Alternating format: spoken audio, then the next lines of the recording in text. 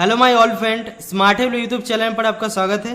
आज के इस वीडियो पर हम पेपल नेगेटिव बैलेंस के बारे में बात करने वाला है। पेपल पर क्यों नेगेटिव बैलेंस होता है और इसको सॉल्व करने का कुछ तरीका मैं इस वीडियो पर आपको बताऊंगा, तो आप इस वीडियो को देखते रहिए। तो फिर जैसे भी करके आपका पेपल वॉलेट का नेगेटिव बैलेंस को आपको 120 दिन के अंदर सॉल्व करना होगा। अगर आप नहीं करते हैं तो आप जब भी अपना पेपल अकाउंट को लॉगिन करते हो तो आपके सामने एक मैसेज आएगा, अभी आप अपना पेपल अकाउंट को यूज़ करने के लिए अब एलिजिबल नहीं है, आपने कुछ टर्म्स एंड कंडीशन का खिलाफ किया है जिसका कारण आपका पेपल अकाउंट बैन कर दिया गया है। तो फिर यहाँ पर मैं आपको यही रिक्वेस्ट करूँगा, आप अपना पेपल वॉलेट का नेगेटिव बैलेंस को आप जितने जल्दी हो सके सॉल्व कीजिए, नहीं तो आपको ऐसे देखने को मिलेगा और आप कभी भी पेपल अकाउंट आपका नाम से यूज़ नहीं कर पाओगे। तो इस बात का आप जरूर ध्यान में रखिए। 120 दिन के अंदर आपका पेपल वॉलेट का नेगेटिव बैलेंस को आपको जैसे भी करके सॉल्व करना ही होगा। तो फिर इस वीडियो को आप देखते रहिए। मैं इस वीडियो पर आपको बताऊंगा कैसे आप इसको सॉल्यूशन कर सकते हैं। इसका कुछ 3-4 तरीका जिसको आप फॉलो करके आप अपना पेपल वॉलेट का नेगेटिव बैलेंस को ईजिली सॉल्व कर सकते हो। तो आइए इस वीडियो को स्टार्ट करते हैं।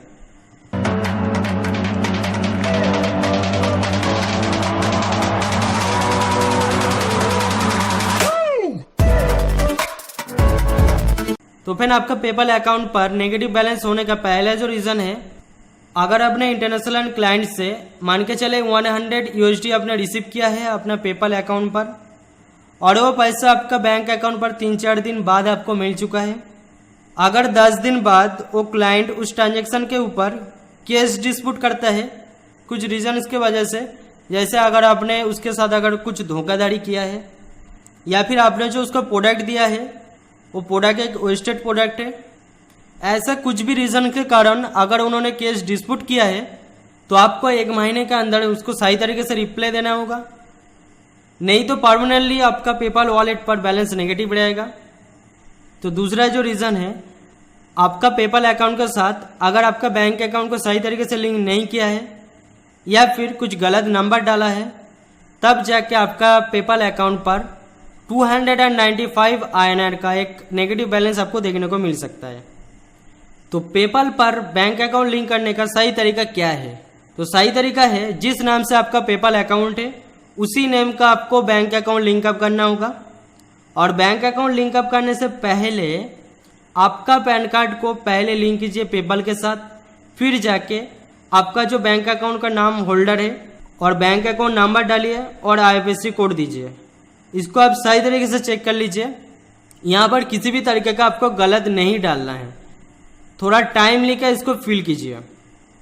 तो आपका बैंक अकाउंट को ऐड करने के बाद 3 से 5 दिन के अंदर आपके उसी बैंक में 2 छोटा छोटा अमाउंट आएगा, 1 रुपये से कुछ ज़्यादा होगा, मान के चलिए 1.12 या फिर 1.16, ऐसा कुछ 2 अमाउंट आपको देखने को मिलेगा।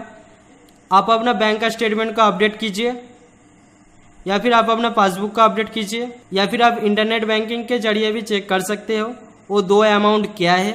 तो फ्रेंड यहाँ पर आपको ध्यान रखना होगा, अगर आपको 2 अमाउंट मिल चुका है, पहला जो अमाउंट है वो कौन सा अमाउंट है और दूसरी बार जो क्रेडिट हुआ है दूसरा अमाउंट कौन सा है, ये दोनों अमाउंट को आप अच्छे से देखिए। फिर जाके आप अपना पेपल को लॉगिन करके जो बैंक अकाउंट का सेक्शन था वहाँ पर एक बटन आएगा कन्फर्म बोल के, तो उस पर आप टैप करके 2 स्लॉट आपको मिलेगा। वहाँ पर जो पहला अमाउंट है पहला स्लॉट में डालिए, दूसरा स्लॉट में दूसरा अमाउंट डालिए और कंफर्म कर दीजिए और आपके सामने एक मैसेज आ जाएगा, आपका बैंक अकाउंट अभी कंफर्म है। तो ये हुआ सही तरीका। अगर आपने इस प्रोसेस में कुछ गलत करता है तो आपको 295 INR का नेगेटिव बैलेंस को देखने को मिलेगा, ठीक है। तो तीसरा जो रीज़न है, अगर आपका पेपल अकाउंट के साथ आपने पैन कार्ड को लिंकअप किया है, पैन कार्ड लिंकअप करने के बाद अगर आपने बैंक अकाउंट को लिंकअप नहीं किया है और फिर जाके आपका पेपल अकाउंट पर आपने कुछ इंटरनेशनल क्लाइंट से या फिर किसी वेबसाइट से जो फंड है वो अपना फंड मंगाया है, फंड अगर आपने रिसीव किया है अपना पेपल अकाउंट पर तो पैसा पहले आपका वॉलेट पर आएगा। अगर आपने बैंक अकाउंट का लिंकअप नहीं किया है तो तब जाके 7 से 8 दिन के बाद आपके एड्रेस पर पेपल की तरफ से सिटी बैंक से एक चेक भेजा जाएगा। तो अगर आपने पेपल वॉलेट पर 100 USD का कुछ वॉलेट पर बैलेंस था तो आपके घर पे 100 USD का सिटी बैंक की तरफ से चेक जाएगा, जिसको लेके आपके लोकल ब्रांच पे जाके आपको खर्च करना पड़ता है। तो खर्च करने के बाद आप देखेंगे आपका पेपाल वॉलेट पर 595 या फिर 295 INR का आपको नेगेटिव बैलेंस देखने को मिलेगा। पेपाल टर्म्स ऑफ कंडीशन पर है, अगर आपने इन दोनों चीज़ों को सही तरीके से फॉलो नहीं किया है तो आपका वॉलेट पर नेगेटिव बैलेंस देखने को भी आपको मिल सकता है। तो आइए देखते हैं पेपाल वॉलेट का नेगेटिव बैलेंस को कैसे आप रिसॉल्व कर सकते हैं।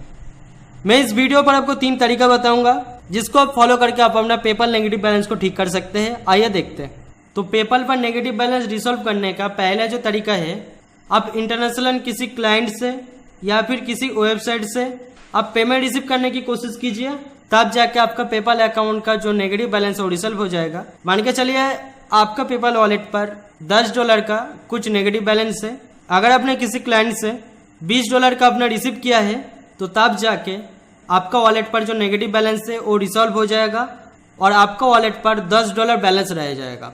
और दूसरा जो तरीका है, आप अपना पेपाल अकाउंट को लॉगिन करके सेंड मनी पर जाके किसी इंटरनेशनल पेपाल आईडी पर ₹10 या ₹20 सेंड करने की कोशिश कीजिए। तो सेंड मनी करने के टाइम पे अगर आपके पेपाल वॉलेट पर $10 नेगेटिव बैलेंस है तो इंटरनेशनल क्लाइंट को अगर आपने ₹20 सेंड करता है तो आपका बैंक अकाउंट से $10 प्लस ₹20 मिला के आपका बैंक अकाउंट से डेबिट करेगा और आपका पेपाल वॉलेट का नेगेटिव बैलेंस वहाँ से सॉल्व हो जाएगा।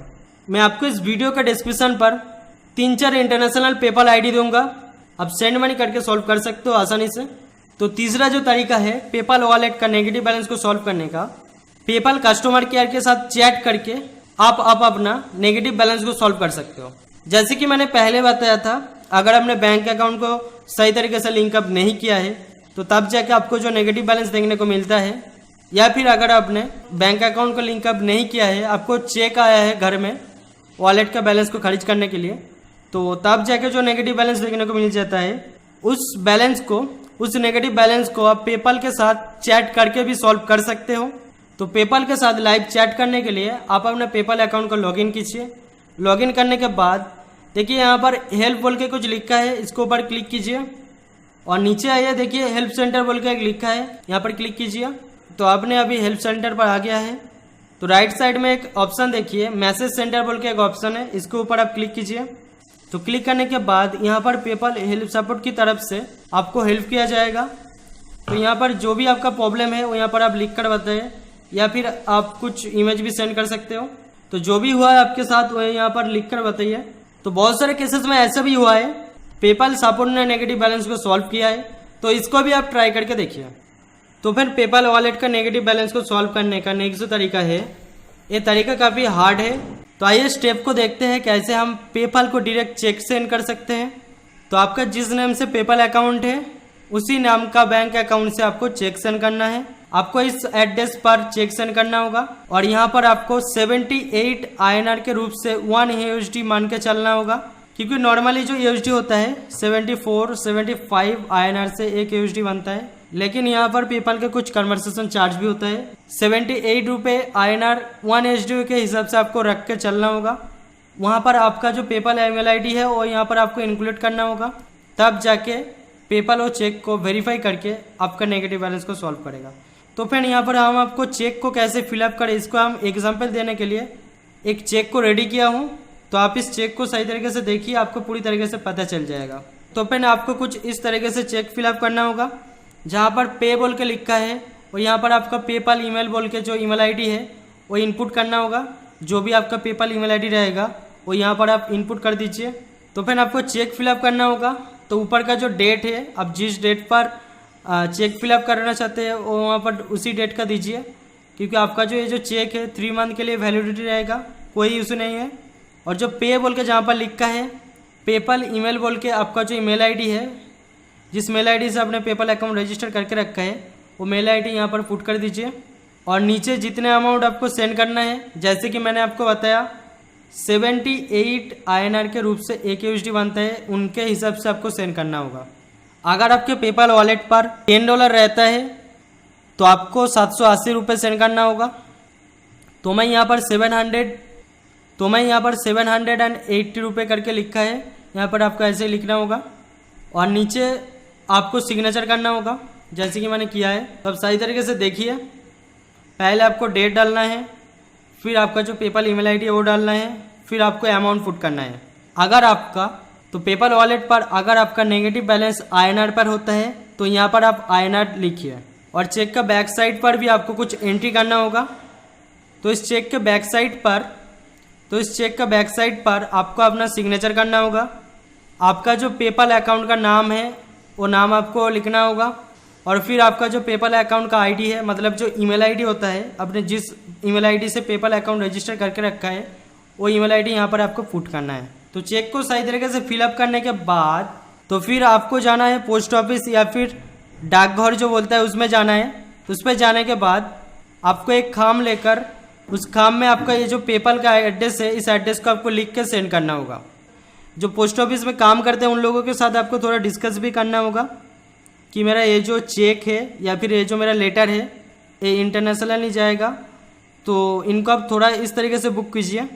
तो वो लोग कुछ बुक करके देगा, आपसे कुछ पैसे लेगा, लगभग 50 रुपये के आसपास होगा, ये उनका चार्जेस रहता है, ये आपसे चार्जेस लेगा। और फिर चेक सेंड करने के बाद आपको आना है आपका पेपल अकाउंट पर, और यहाँ पर हेल्प पर जाइए। हेल्प पर जाने के बाद देखिए हेल्प सेंटर बोल के एक ऑप्शन आएगा, उस पर जाइए, और देखिए मैसेज सेंटर बोल के एक लिखा आएगा, इस पर जाके आप कस्टमर केयर से, आप पेपल कस्टमर केयर से बात कीजिए। मैंने चेक सेंड किया है और उनको जो चेक सेंड करने का जो रिसीप है उनको यहाँ पर दे दीजिए, ताकि वो लोग आसानी से चेक करके सॉल्व कर देगा आसानी से आपका जो वॉलेट का जो बैलेंस नेगेटिव है। और ये चेक पेपल को मिलने के 2 से 7 दिन के अंदर आपका जो पेपल अकाउंट पर जो नेगेटिव बैलेंस है वो लोग सॉल्व कर देगा।